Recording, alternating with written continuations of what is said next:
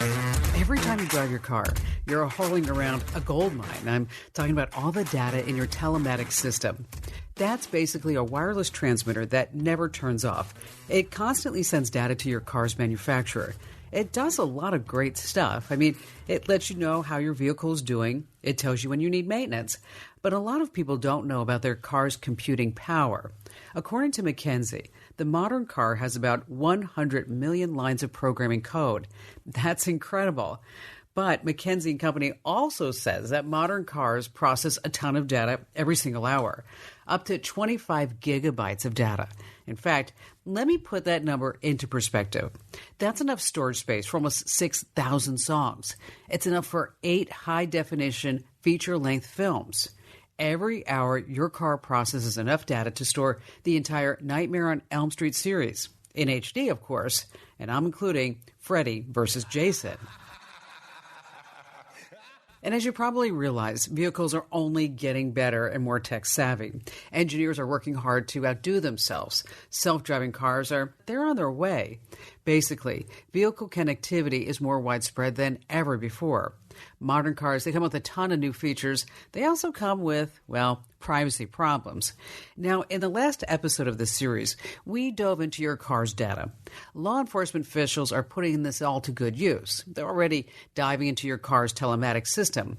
One department cracked a cold case. A secret hidden inside the victim's car helped them find their murderer.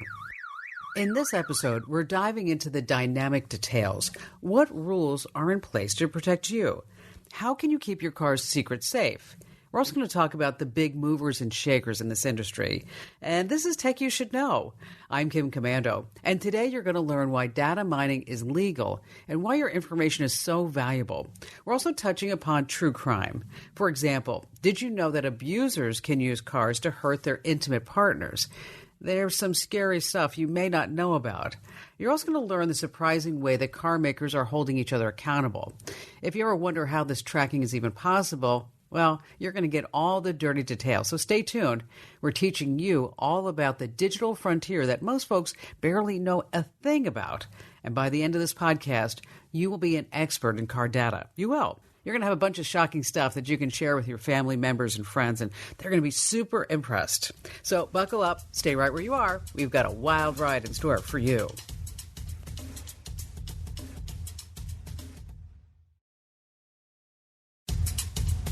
Welcome back to Tech You Should Know. Today I was reading the New York Times, and I came across an article that said modern cars are basically smartphones on wheels. Yeah, you know what? I've said that for years. Cars know how much we weigh, which means they can keep track of your gains and losses. That's right. And you thought you could keep that last meal a secret, huh? Our cars know where we live, how many kids we have, how fast we drive, how hard we brake. If you connect a phone to your car, you can bet that data is transferring over. Your car knows who you call and text. Reporters often compare cars to cell phones when they're talking about this. It's an easy comparison to make. They're both essential tools that we use every day. They both track us, but cars have so many more sophisticated sensors.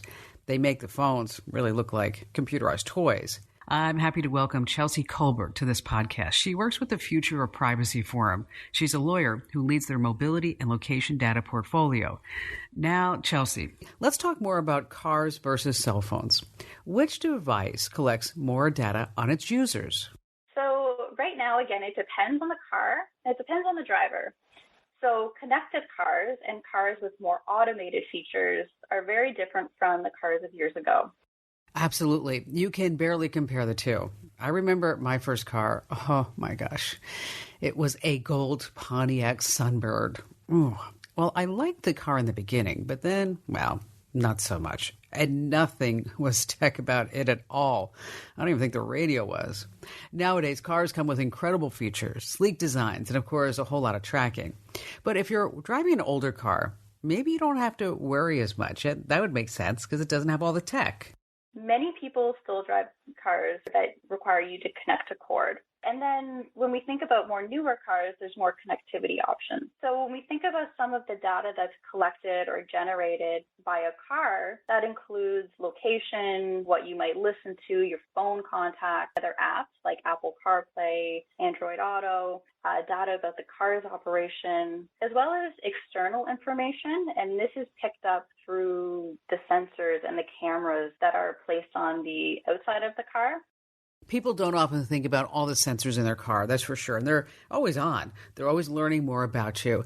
Now, I want to get a little into the weeds here. I want to help people understand just how this is possible. So when you're on the web, we have cookies that track you. And when you're on your phone, well, there are cookies and also certain apps that follow your activity, even after you close them. Facebook, oh my gosh, they want to know as much about you as possible. It helps them send you and sell specific ads that meet your interests. So, Chelsey, tell me a little bit about how your car is tracking you and get into the weeds.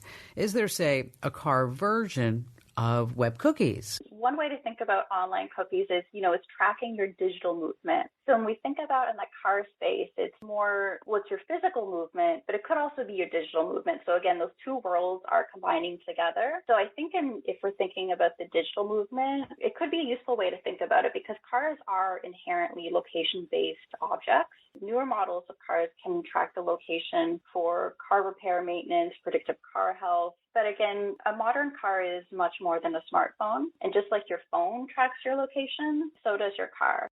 Yes, but your car and your phone work in totally different contexts. Chelsey, earlier we were talking about all the different sensors in your cars.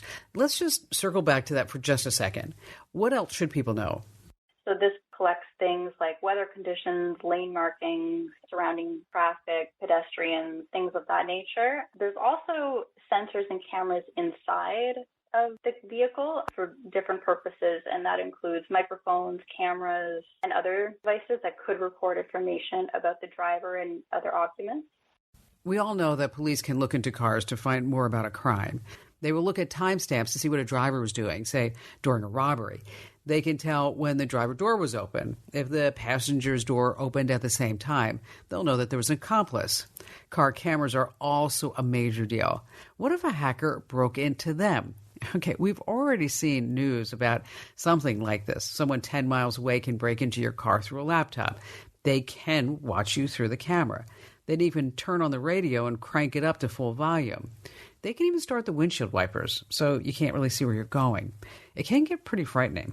The bottom line, there are just a ton of ways that your car can track you. If it has a microphone, make sure you don't call your buddy and ask for any,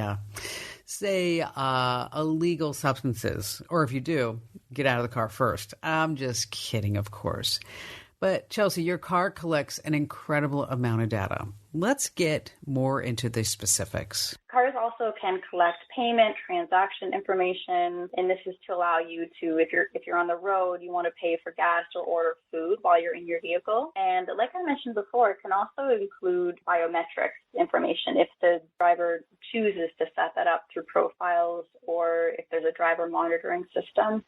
Okay, expand on that. What's the big picture there? So where I'm going with this is that modern cars are much more than smartphones on wheels. And we often hear that analogy that a car is like a smartphone on wheels, but I would say that they're much more. Many of these examples that I gave, it's similar to what's collected by a smartphone, but I think we need to consider the context. Yeah, I get it. Cars also can collect payment, transaction information, and this is to allow you to, if you're on the road, you want to pay for gas or order food while you're in your vehicle. And like I mentioned before, it can also include biometric information if the driver chooses to set that up through profiles or if there's a driver monitoring system.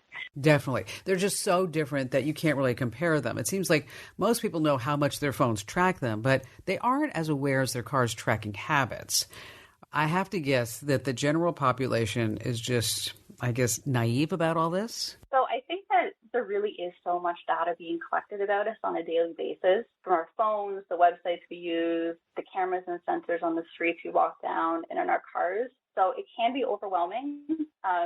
So, we have to give consumers credit for that. It's okay to be overwhelmed. There is a lot going on. I think that one way that I want to highlight in particular where cars could be a security threat, which might not be fully appreciated, is in their use in intimate partner violence. Now, there are people out there who use cars as weapons. Imagine you break up with someone. You think you've wiped your hands clean. You try to get a fresh start. Then your ex comes to your workplace, your friend's house, that new cafe you just discovered. It starts to feel unsafe wherever you go. Why is this? How does your ex know where you're going? We get calls like this on the Kim Komando show. And it's always because of stalkerware. These programs are specifically designed to track your physical location. And unfortunately, there are a ton of stalker apps that anyone can download. A while ago, I wrote about a popular app that uses GPS to track a phone's location. A stalker just needs to tap the download button to track your smartphone. Then they get a full log of all the calls sent and received. The app even shows text messages and browser history. Now, luckily, Google and Apple are pretty hard on stalkerware. They've shut down a lot of invasive apps, but many are still up there for the download. And the companies use a clever trick. They say that they're child safety apps. It gives them plausible deniability. And that means stalkers have a golden opportunity to harass victims. But stalkers have other ways to spy on you. They can put a hidden GPS tracker on your car. Basically, just remember, there are a lot of layers to this issue.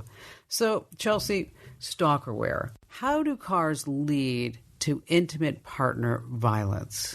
The term stalkerware is something that we commonly associate with apps that are secretly installed on someone's phone so they can be tracked by their partner. This can also apply to cars when those apps integrate with the vehicle system. So car owners can use these apps for really beneficial purposes to start the car remotely, adjust temperatures, track locations. Some cars offer these services for families, for example, so they can let the parents track where their children are going for, safety purposes. There's a ton of controversy swirling around this. On one hand, you want to make sure that your family members are safe, yes. But on the other hand, abusers can easily turn a helpful app into a weapon. It's a horrible situation. These are some amazing technologies that can help save lives, but designers really need to think about the potential ways that their work can be misused.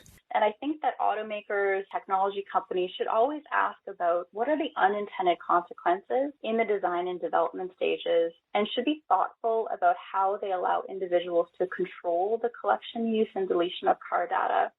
And if you don't look out for these unintended consequences, you could leave a door open for abusers. That's such a tricky line to cross. I mean, on one hand, you're creating this amazing high-tech tool, but on the other hand, you're giving a stalker an open door to harass someone who wants nothing to do with them. So what advice would you give these tech companies? What can they do to prevent this?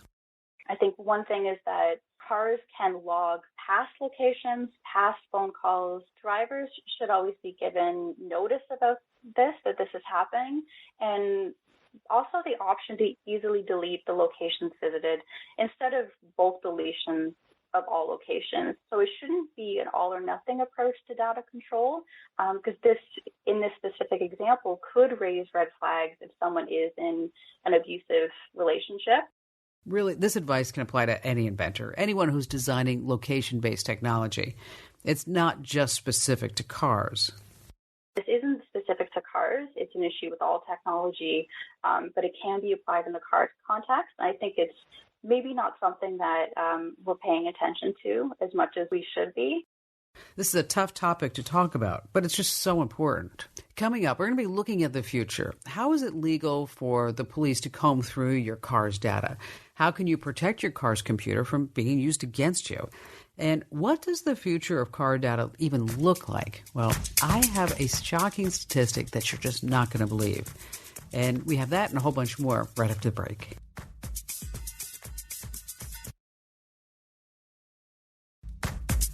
Well, when I read this, I was just astounded. It's from a report from McKinsey. It's all about the monetization of car data. So the numbers are astronomical. I hope you're sitting down. Okay, in just 9 years, industry players could make as much as $750 billion. Wow, a year. That's right. $750 billion in 9 years just from monetizing car data. Do you know what you could do with that money? Well, you could pay off Tom Brady's yearly salary for 30,000 years. You could send every 17 and 18-year-old person in America to a state university for 4 years. And I'm including room and board. It's really hard for me to put that number into perspective because it's really so big. But anytime money is involved, you have to follow the money train. So the next time you drive, give your car a little pat because it's worth a lot of money. Well, at least the data is. So, Chelsey, let's dive into the legality of all this. There aren't any federal laws on what automakers can do with our driving data. Right. So in the United States, there is currently no federal comprehensive privacy law like other countries have. We could see this year, hopefully, we could see automated vehicle regulation get passed. Do you have any idea what those laws would actually look like? This could have a section about privacy. If you look at previous bills, that has been the case. We may also soon see a U.S. federal privacy law. As well, the National Highway Traffic Safety Administration, or NHTSA for short, they're currently requesting comments on the development of a framework for automated driving system safety. Okay, some background on that. In November of 2020, the U.S. Department of Transportation asked people to send in their feedback. They asked for public comments. And what did they want people to talk about? Their framework for automated driving system safety. Basically, the agency is trying to balance people's privacy concerns with the development of automated vehicles. It's a huge issue. That's why we've dedicated 2 podcast episodes to it. Now, the rulemaking will address people's concern about safety and privacy without crippling the engineers who are designing all these AI vehicles. And as you can imagine, people have a ton of concerns, especially because of the 2018 accident. Maybe you've heard about it. If not, here's a refresher. What happened was this. An Uber autonomous vehicle was driving about 40 miles per hour when it struck a pedestrian, 49-year-old woman, Elaine Herzberg, on Sunday night.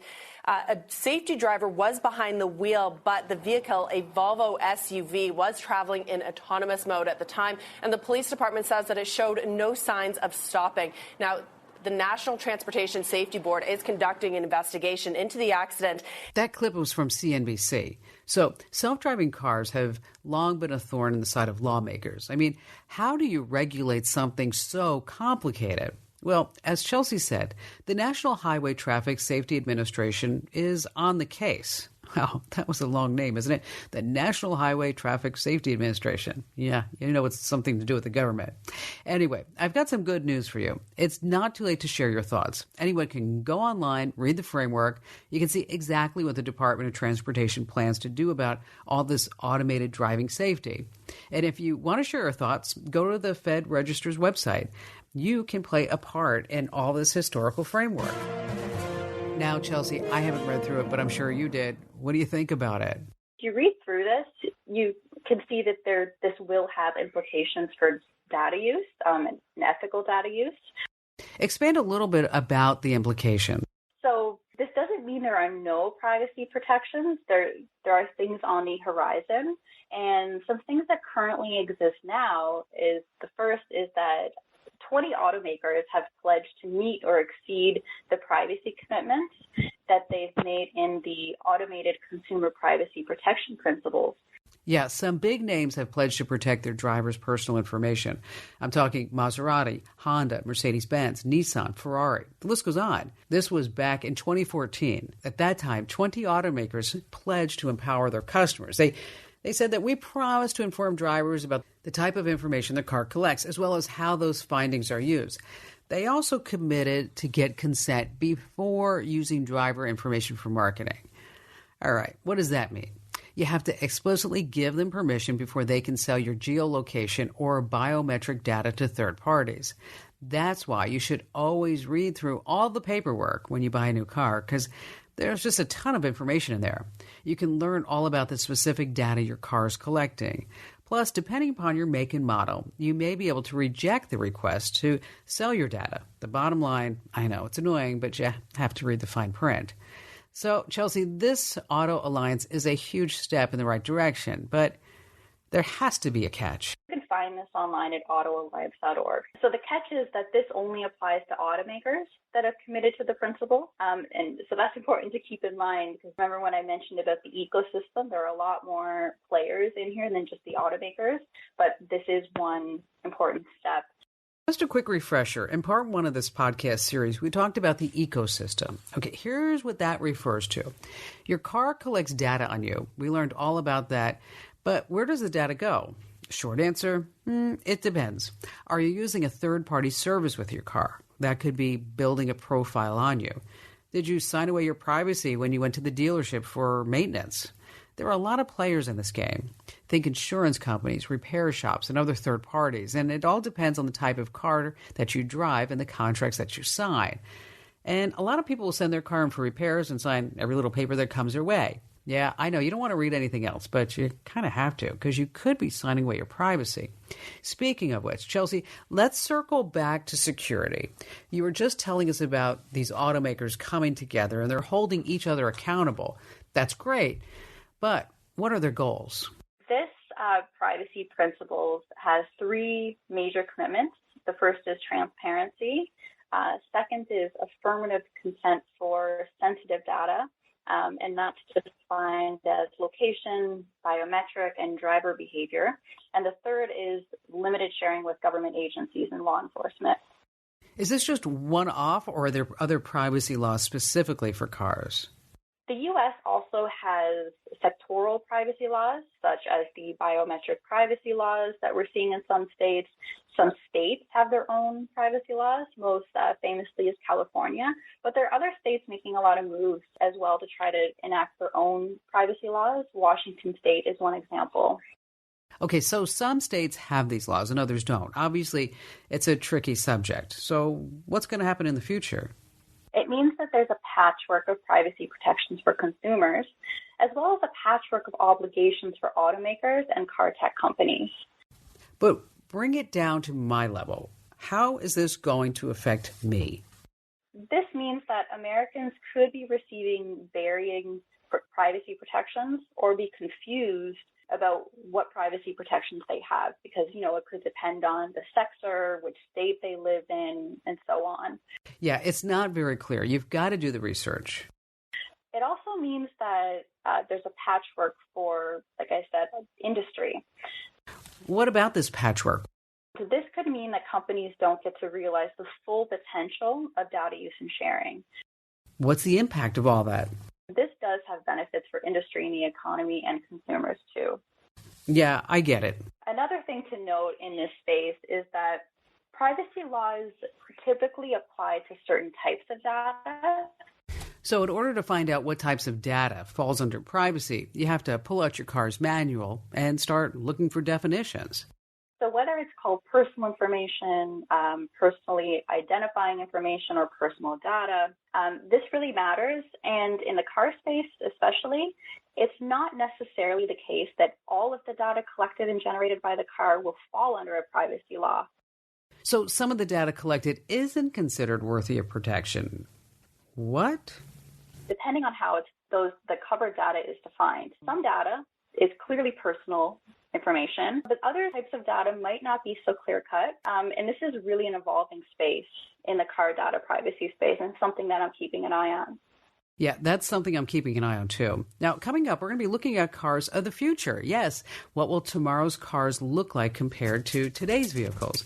Will manufacturers find even more ways to spy on us? We're also going to break down the legality of police rooting through your car's computers. So stick around for the finale. We've got a lot more to come.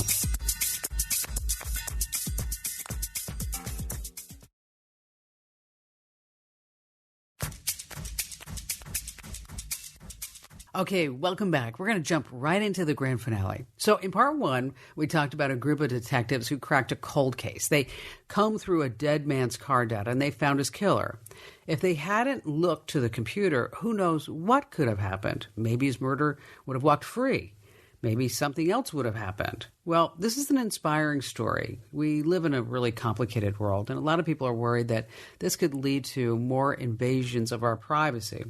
And let's talk about forensic investigators. They're using car data to find suspects' location history, as well as their top speeds and more. But what exactly is the legality of all this? Yeah, this is a really good question, and you're right. I'm seeing a lot about this quite recently as well. So generally speaking, your car data could be shared to comply with a lawful government request. It seems like they would need a warrant for all of this. generally a warrant is required to access certain car data. So the history of this in the United States is all about the Fourth Amendment, the guarantee to reasonable searches and seizures, and someone can challenge the legality of a search under the Fourth Amendment if they have a subjective expectation of privacy and an objective one. Okay, define exactly what that means. So that means that society can recognize that there is that reasonable expectation of privacy. Now, in the car space, there's a tension because traditionally we might consider the physical car and it travels in public spaces and its occupants and its contents are in plain view. So how could there be a subjective or an objective expectation of privacy? Yeah, that's a common question people have. But again, we know from our conversation that cars are much more than meets the eye. They're more than a smartphone on wheels. And generally, there is a reasonable expectation of privacy in your smartphone, and a warrant is required to search its context. So the vehicle exception, which is what I alluded to before, that the car is in public spaces, the contents are in plain view, it doesn't quite stretch over to include modern cars. Certainly there are implications, Chelsey, right? Which in this vehicle exception would only apply to the physical searches, not the digital searches. So all this to say, the case law on this, the law about this is a bit unsettled. It depends on the state as well as the type of data and the situation. But I would say, generally speaking, a warrant is required, and I would expect much more discussion, more litigation on this topic over the next several years. And speaking of the future, let's talk more about the cars of tomorrow. Modern cars collect a huge amount of data. I imagine that future cars will collect even more. I mean, car tech is always advancing. I'm willing to bet that they're going to collect even more data than before. Right. There's a lot of really interesting information about this. And I'm sure you've seen some of the following, that today it's estimated that cars generate about 25 gigs of data every hour. But future cars, especially if they're automated vehicles, they'll generate 3,600 gigabytes every hour or 30 terabytes every day. That's incredible. Compare that to what I said earlier in this episode. Every hour, your car processes enough data to store the entire Nightmare on Elm Street series. That goes for most modern cars, but as the vehicles become more and more advanced, they're going to process more and more information than ever before. I don't know about you, but it's kind of hard for me to take these numbers and put it into everyday practical terms. So I did a little bit of that just so I could think about this more. And usually streaming a 2-hour movie in high definition is about 4.2 gigs. If you're gaming online for an hour, it's 43 megabytes. Browsing through about 60 web pages is 140 megabytes. So if we think about that and then compare it to the car context, there's definitely a huge difference. And in fact, many people predict that soon, if not now, the data that will come from vehicles will be more valuable than the vehicle itself. That's such a bombshell. I need to repeat this. Chelsey, you just said, quote, many people predict that the data from your car could even be more valuable than the vehicle itself. Now, that goes back to what we were saying earlier, that by the year 2030, industry professionals could see a global revenue of $750 billion. That's just from selling the data in a car. And I think that's a really huge consideration to think about. And you're right, the privacy implications are vast. But I think one thing that automakers, car technology companies, tier one suppliers, and other parties, what they should really think about in all of this is designing and developing their products and services with privacy in mind. In the European Union, under the GDPR, this is a legal requirement, and it's known as data protection by design and default. So over here in North America, we usually consider this privacy by design. So I think that's one key takeaway for industry. Speaking of takeaways, if there's one thing you learn from this 2-part podcast series, that's it. Always read all the paperwork before you buy a new car. Tell you what kind of data that you're giving away. And what about the rest of the players in the spectrum, like insurance companies, repair shops? Yeah, you got to read the fine print before you sign away your privacy there too. And depending upon your car's make and model, you might be able to opt out of all the data collection, Plus, if you ever rent a car, be careful about connecting your phone to it. Yeah, some high-tech cars let you transfer your driver profile to similar models, but before you ever return a car, just wipe all that data away. Otherwise, someone could see all your private data, or worse, they might even try to sell it. Who knows? As we learned today, your car's data is incredibly profitable. And I'd like to give a big thank you to Chelsey Colbert for coming on the show today. She taught us some really shocking stuff. And before I want to let you go, hey, I have some final thoughts for you. I've been out on that open road. You know, when I picture freedom, I often jump in my car and I get on the open road. And when you want some time for yourself, maybe you do the same. You hop into your car. It's a great thought. I can go anywhere I want to go. I can get away from other people and be in my own bubble and play my own music or listen to my own podcasts. And it's no wonder why we think that way. Cars are a symbol of American culture. How many paintings, how many movies have you seen of just people breezing down the street with their hair streaming behind them? But it's not all fun and games. Yeah, the car was an incredible invention. I love cars, you know that. But cars come at a cost, more often than ever before. The cost is our personal information. You've probably spent thousands of dollars on your car, tens of thousands, from repairs to paint jobs. But you don't earn a cent when your driving data is sold. That information doesn't belong to you. It goes straight to your car's maker.